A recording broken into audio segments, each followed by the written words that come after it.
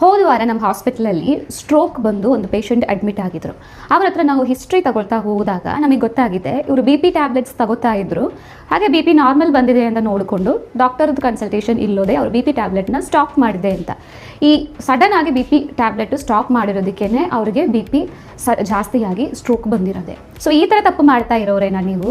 ನಿಮ್ಗೆ already B P start ಆಗಿದೆ ಅಂತ ಹೇಳಿ ಡಾಕ್ಟರ್ ಏನಾದರೂ ಮೈಲ್ಡ್ ಬಿ ಪಿ ಟ್ಯಾಬ್ಲೆಟ್ಸ್ ಬರೆದು ಕೊಟ್ಟಿರ್ತಾರೆ. ಮತ್ತು ಹಾಗೆ ಇನ್ನೊಂದಿನ ಚೆಕ್ ಮಾಡಿದಾಗ ಬಿ ಪಿ ನಾರ್ಮಲ್ ಬಂದಿದೆ ಅಂತ ಅಂದ್ಕೊಂಡು ಅದೇ ಡಾಕ್ಟರ್ಗೆ ಕೇಳೋದೆ ನೀವು ಬಿ ಪಿ ಟ್ಯಾಬ್ಲೆಟ್ಸ್ ಸ್ಟಾಪ್ ಮಾಡ್ಬೋದು. ಈ ಥರ ತುಂಬ ಪೇಷಂಟ್ಸ್ ನಮ್ಮ ಹಾಸ್ಪಿಟ್ಲಿಗೆ ಬರ್ತಾ ಇದೆ. ಅವ್ರ ಹತ್ರ ಎಲ್ಲ ನಾವು ಹೇಳೋದು ಒಂದೇ ವಿಷಯನೇ, ನೀವು already B P tablet start ಮಾಡಿದೆ ಅಂದರೆ ನಿಮ್ಮ ಡಾಕ್ಟರ್ ಕನ್ಸಲ್ಟೇಷನ್ ಇಲ್ಲೋದೆ ಅದನ್ನು ಸ್ಟಾಪ್ ಮಾಡಬಾರ್ದು.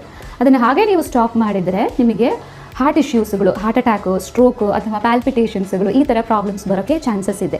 ಸೊ ನೆಕ್ಸ್ಟ್ ಟೈಮ್ ನಿಮ್ಮ ಬಿ ಪಿ ಟ್ಯಾಬ್ಲೆಟ್ಸನ್ನು ಸ್ಟಾಪ್ ಮಾಡೋಕ್ಕೆ ಥಿಂಕ್ ಮಾಡೋಕ್ಕಿಂತ ಮುಂಚೆನೇ ಡಾಕ್ಟರ್ಗೆ ಒಂದ್ಸಲಿ ಕೇಳಿ ಅವ್ರು ಓಕೆ ಹೇಳಿದರೆ ಅಷ್ಟೇ ಬಿ ಪಿ ಟ್ಯಾಬ್ಲೆಟ್ ಸ್ಟಾಪ್ ಮಾಡಿ.